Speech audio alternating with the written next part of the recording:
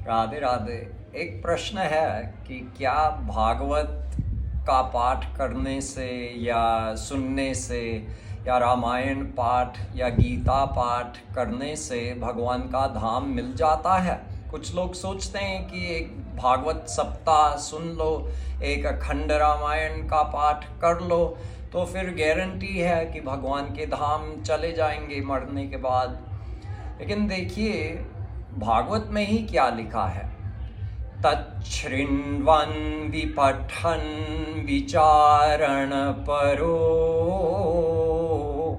भक्त्या विमुच्ये नरः। वेद व्यास जी कहते हैं, सुखदेव जी कह रहे हैं, वेद व्यास जी ने लिखा है कि देखो भागवत सुनो या पढ़ो, उसके बाद उस पर मनन करो, विचार करो बार बार, और उसके बाद भक्ति करो। तो यानी सुनो या पढ़ो, समझो, फिर उसका प्रैक्टिकल रूप करो, यानी भगवान का स्मरण करो, उनका ध्यान करो, अपना अंतःकरण शुद्ध करो। तो भक्त्या विमुच्येन नरः, केवल भक्ति करने से किसी की मुक्ति हो जाती है, किसी का भगवत धाम में प्रवेश हो जाता है।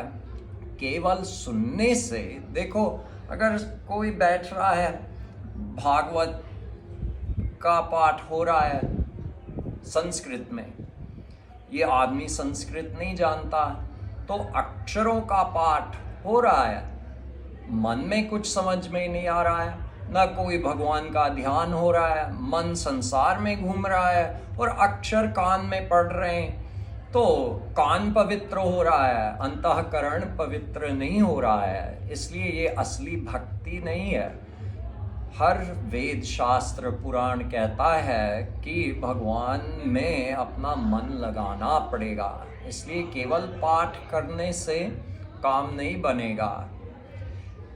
गीता में लिखा है सर्वधर्मान परित्यज्य मामेकम शरणम व्रज। तो अगर कोई ऐसा पाठ कर रहा है, वो क्या बोल रहा है? श्री कृष्ण कहते हैं सब कुछ छोड़ के मेरे पास आ जाओ, सारे धर्मों को छोड़ के मेरे पास आ जाओ। तो अगर हम ऐसे अक्षरों का पाठ कर रहे हैं और उनकी शरण में नहीं जा रहे हैं, तो हम क्या कर रहे हैं? क्या लाभ मिल रहा है? हमको मन से शरणागति करनी है।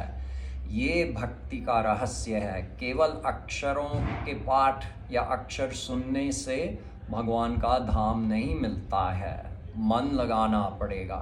जय श्री राधे।